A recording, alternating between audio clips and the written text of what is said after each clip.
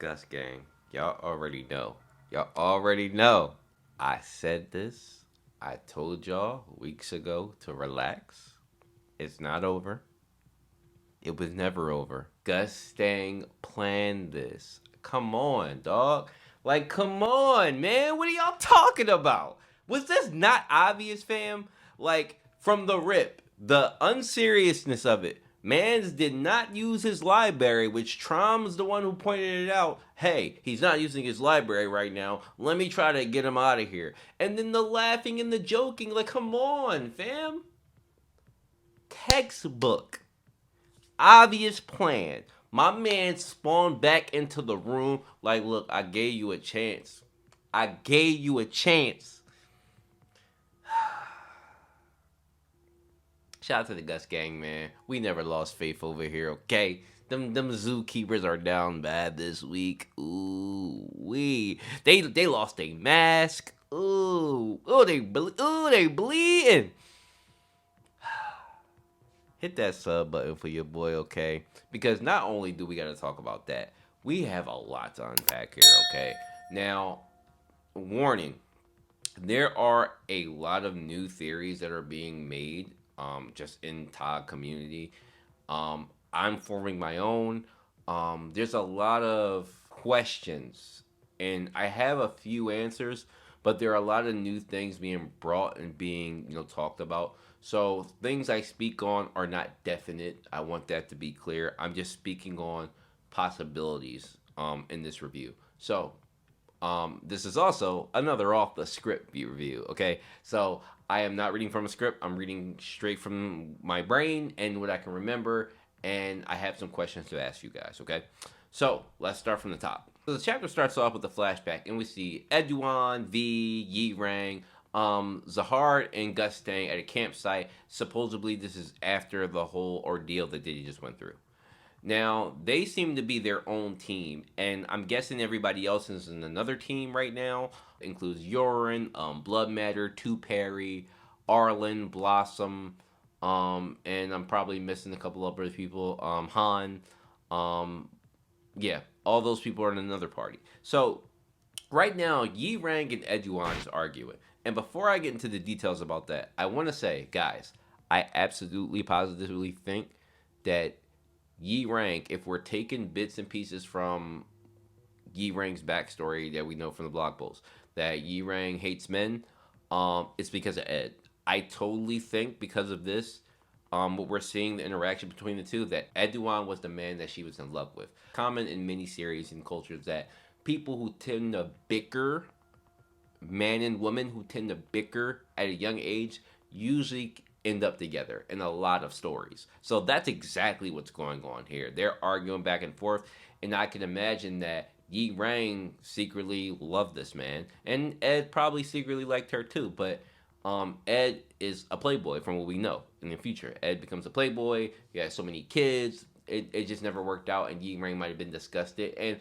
But there's also a possibility in a lot of series that Yi Rang still till this day, current Yi Rang family head, still loves Ed and is still waiting for him. That's still a possibility. I honestly, I would not be surprised if that comes later down the line to be a thing.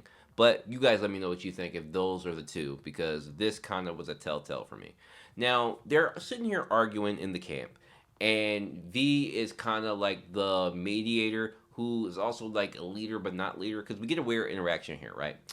Um, they're trying to decide who is wrong, between what's happening with the robot, what happened in the robot, what happened in the robot test. And Yi Rang thinks that Ed's wrong for diving in me and being crazy, not necessarily following the plan. And V's kind of like trying to be like, well, we're a team, we should forgive each other. It's kind of like the middle game, right? Like, I'm one of those people who don't think that everybody deserves a participation trophy. I think that the winners deserve the winners, and that's about it. Like, you win, you deserve to be on top and praised for your winning. Can you encourage the kids for having a good season, maybe a certificate? Okay, but I don't think everybody deserves a trophy, right? So that's kind of what's happening here. Like, nobody, V's not trying to hold anybody accountable, and he's just trying to say, well, we should just all forgive each other. We all have our faults, blah blah blah. Well, and they're like, no, pick somebody. And I get that because that can cause some issues where you try to make it a general thing and not cause like the whole thing. It's like a team project, right? Everybody in the team project gets a grade, but it's also unfair if I was the main one doing 90% of the work and you only did 10. Like, that's the kind of situation we're in right now. So V's like, well, why am I doing this? I'm not the leader. Zahar, aren't you the leader? And Zahar's in the back laughing. Shout out to the gang, the gang, the gang, the gang. The gang over there like, look, bro, you the one that wanted to, kind of jump in there, but, you might as well handle that while you there. You know what I mean? Like, so I love that energy. You can see that, like, there's always in a lot of places there's a commander and a kind of a sub commander, and the sub commander is not always defined. Somebody kind of takes the second role, and that's kind of what V is. But I guess some of them even feel like V's more of a leader, but it depends. We got to really see it. Like, Zahar might be the one, let's just say, let's take on this test, and never does nothing after that, while V might be like, okay, well, let's weigh what options we have here. Like, that's what I think what's going on here. So moving forward, V obviously cannot make the decision, and they start harping on him for not being able to make a decision, and then he puts it on Gustang. Now Gustang is over there in the corner reading the book, being quiet to himself, and he's like, "Why me?" Well, there's no reason currently, but you're the judge, you make the judge. So a little bit of time goes by. I guess a couple days go by where Gustang gets harassed by Eduan and Yi Rang, and he's kind of tired of it. Where V pops back up.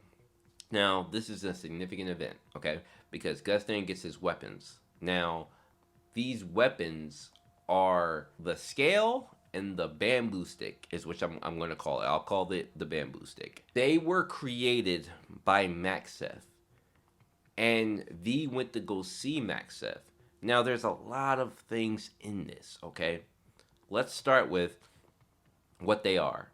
Now, the scale is a scale that is an impartial judge that judges whatever event or a person's sins by weighing them, okay? The bamboo stick is a stick that punishes a person after the judgment has been made. But there's only one judge, So the scale is simply a tool, and the bamboo stick is simply a punishment tool, okay? This is given to Gustang by V, telling him, like, you are the one who's always writing stuff down, you're paying attention, you are pretty impartial to a lot of things, and I think you should be the judge of us, because in the future I can see things happening like this a lot, which is true.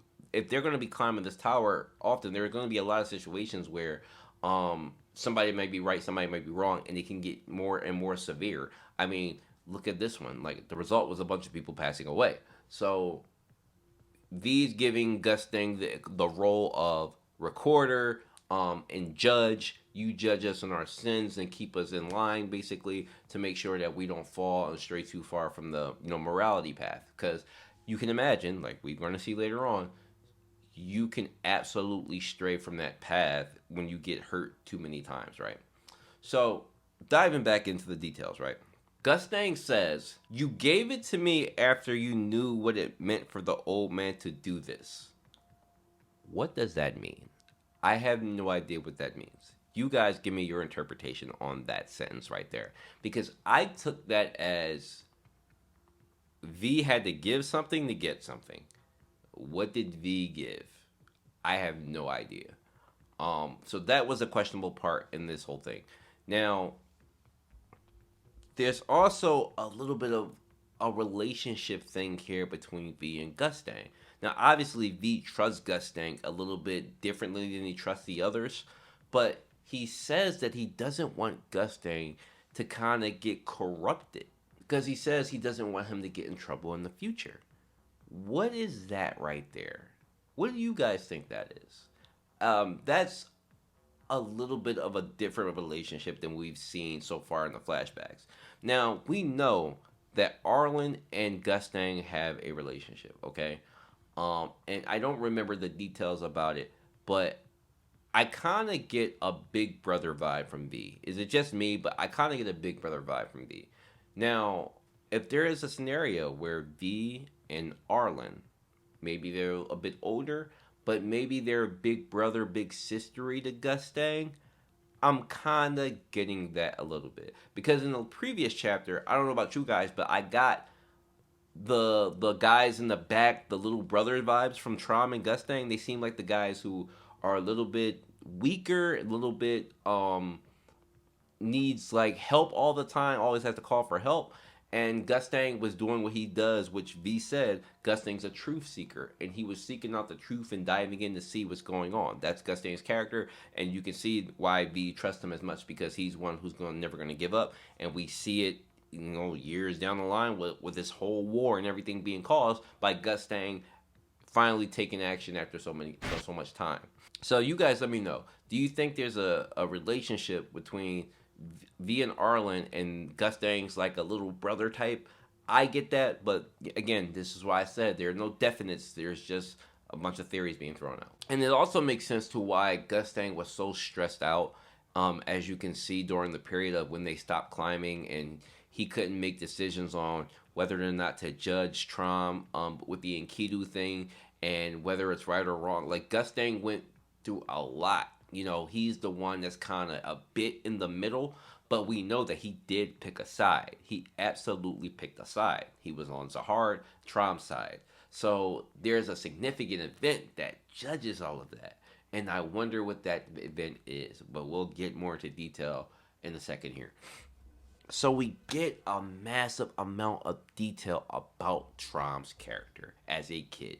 Trom was the first one to turn, okay? Morality wise, it seems that Trom slowly but surely stopped caring. And the exact words in the manhwa is he started to make less mistakes. To me, less mistakes means bro started to not stop hesitating.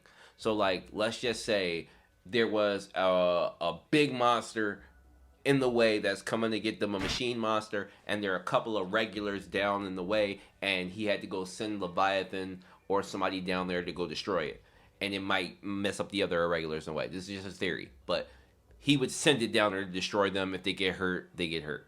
I can see that happening. So he was the first one to really fall, but you didn't really notice it. I guess with them, Trom has already always been a certain way, and like he's already, I guess in his character, he's always been a guy who kind of shied away and wasn't necessarily close with a bunch of people because we already understand that about him. So, but on the inside, that is timesing by 10, okay? He's really like, it's not that he just doesn't get along with people. He's starting to hate people. He's starting to not care about people that's not in his circle. He's starting to really like their lives no matter. Those are regulars or tower inhabitants. We don't care about them. So I will walk back some of my theories about that this was a thing that was caused by Zahard, but I will say because Trom got there on his own, Zahard and Trom's relationship makes absolute sense because eventually Zahard does get there, but that's why I think in the background why they have the relationship that they have because they probably came to a conclusion, by themselves that look, it's us or nobody.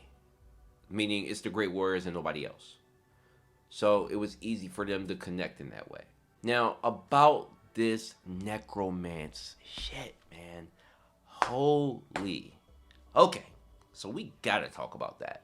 First and foremost, Trom has corrupted all his animals, okay?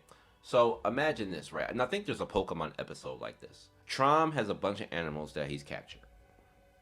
He has corrupted them by making them do immoral things.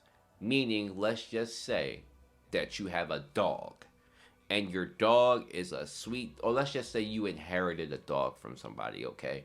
And it's a sweet dog, very nice and loyal dog.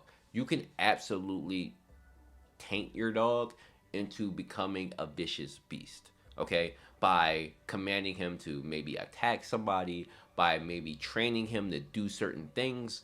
That's exactly what Trom has did to his animals. They have become kind of soulless animals that do his bidding, okay? So it's interesting that while Trom was going through this entire development inside, he's also molding his animals in the same exact way.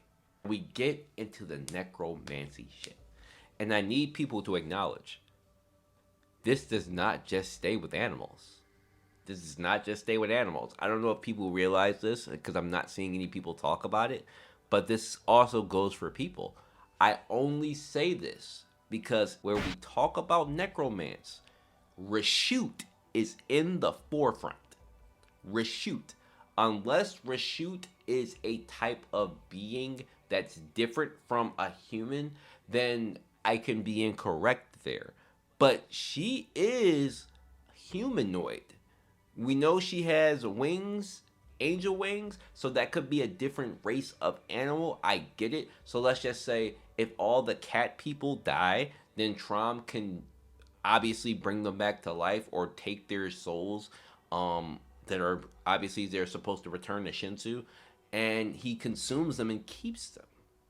That's kind of crazy, okay? Like if it's probably not regular humans, and I'm learning this as I'm recording this, but it's probably people that are a splice, so like a Yama's father or like the cat and dog people. He can take their souls. So it's not just the giant animals that he controls. It's probably anything that has animal like instincts or DNA in it. That's crazy. Now, this is one of the most important things of this chapter. Trom's necromancy caused a crazy event that caused a disaster, okay? What the do you guys think that is? Please let me know what y'all think that is. That is insane to think about, okay? What Cuz like I'm trying to think of it from like a soul's perspective. Like what if the souls were so corrupted, the bodies were so corrupted, and like from dying and being reanimated so many times that they eventually kind of exploded type thing. Um that's what I'm thinking about. But what event did Trom cause? Did he do like a Rimuru thing from Slime where he kind of slaughtered a bunch of people at one time to consume a bunch of souls for his own greed? That's a crazy thing to think about, okay? And and I want y'all to keep that thought in mind because I'm going to ask you a question later on about that. Because, well, matter of fact, we could ask it now.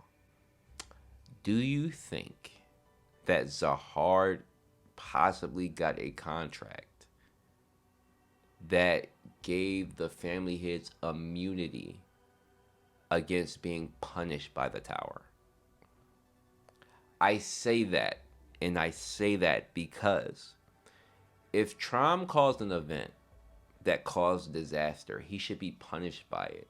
By the tower, like by Hedon, by the admins and the guardians, they should punish him for it. He absolutely cannot be allowed to do things like that, right? Because in Ryu, the only reason he got into it with an administrator is because he was killing a bunch of people on the FOD. The people who are desecrating Arlene's, statues and stuff. So the administrator came to fight him when he started killing too many people. So when I'm thinking about a disaster caused by Trom, wouldn't the administrators be able to punish him for doing something like that? And it furthers on. I'll have more details about it later, but there should be scenarios where the tower is supposed to protect the inhabitants. Now, we know that administrators get involved when regulars are involved, and if like rankers try to attack regulars in the regular area. But Enryu being singled out kind of looks crazy to me, for killing a bunch of people. Now, I always thought it was weird that an admin did jump in the middle of that. But if Trom caused a similar event, why? Why is he not punished for it? So, okay. Y'all think on that. We're going to continue with the chapter. Okay, so now we go out of the memories, and the impartial judge asks Trom if he remembers everything that was just spoken about. Trom says that he remembers it. And the judge asks him, does he feel sorry or regretful for it? And to nobody, and I mean nobody's surprise, Trom doesn't. However, he also doesn't know. That was an interesting answer by him, and I will give him credence to that because his feelings are warped. And this is something I've spoken on too many times. I already know this. There's nothing else to really go on about that. But his feelings are warped, as are most of the family heads that rule. All their feelings and emotions are warped. Okay, they cannot feel regret and sorrow for people they do not respect, care about, or love. They only feel these emotions possibly for the other family heads. But as far as for insignificant people, they have done something to themselves where they do not care for them anymore. Okay, so Trom doesn't have an answer for this, and if you don't have an answer, you're still guilty. Like, if somebody asks you if you're sorry and you say, I don't know if I'm sorry, that's not a good answer. Now, it's an honest answer, and we would respect that if you truly don't know. It's not a good enough one. You're not necessarily taking accountability for what you did. But Trom's in a position like, well, I kind of can't, because I don't know what that feels like anymore. What I know right now is that, like, I know that I'm above these beings, I'm way above them, and that I don't think I can't see myself feeling bad for them because I don't know what that feels like. So, regardless, the scale grants Gustang's wish into being revived, which is an insane thing to just think about, that Gustang's life could be revived. And the plan succeeded. Okay? Shout out to the Gus gang. We saw this coming. Okay? Gustang was revived as the judge of errors. And he tells Trom, is it so hard to admit that you're guilty? Is it really that hard? Well, yeah, it's impossible for me to admit that. And this is exactly what I thought. It's impossible for him to. The emotions aren't there. So even if he apologized, there's no sincerity in it because he really doesn't care. Again, I won't go into the details how I explain the only way for this to really be true. I gave the comparison to a Harry Potter Voldemort feeling sorrow to the point where you destroy your body. That's impossible because they don't feel those emotions anymore. So there was no way that this would happen, right? So it's obvious that Gusting would be revived and that he would be able to use the power that he is now granted. But the conversation that is had is Trom tells Gusting, like, look, you should understand, you're the same as me. We don't care about these beings. You don't care about these beings. So why am I being punished for something that we both feel? Like, you understand what it's like. But Gustang's like, bro, because Trom's like, look, like, in I don't feel bad because especially these beings here now, they don't care about whether or not like I feel sorry for what I did. They want to see us go. They want to get me out of here. And Zahar gave us a way to not get up out of here. So, like, why are you punishing me for something when, first of all, you can't do nothing about it? Like, you should understand. I'm in a position now where I can't be walked back. But like, so you should understand. Like, you gave Belier the power to try to destroy us, even though he's an insignificant creature, and you know he can't do anything. And then Gustang's like, no, that's incorrect. I am not like you. I may have been, and there may have been a time where Gustang was thinking like him, but I think, and y'all let me know if y'all agree, the loss of Blossom and the loss of his daughter is what changed everything for him, okay? Because I'm telling you, whatever happened in that scenario, it may have looked like Gustang was the bad guy in the scenario, okay? The story may have been molded like, oh, Gustang caused Annie to be this kind of way because he allowed her to do certain things. So the blame may have been placed on him, and then Blossom obviously blamed him for it, and she broke up with him, so Gustang lost what he cared about. There it goes. Now, I gotta look at everything objectively, because now it looks like y'all trying to set me up for something.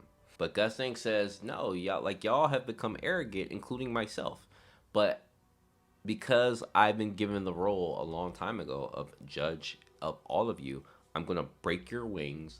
I'm going to bring you back down to reality to let you guys know that we are not gods. We have godlike power, but that does not make us gods of anybody, including these insignificant beings. So let me show you something. and he takes out the Order of Redemption. Oh, absolutely fire. Okay, absolutely fire. Love it. The scene is being set and Trom is talking. It's the words. It's the words that are being said that are creating the tension. Okay, it's the judgment next will not be mine.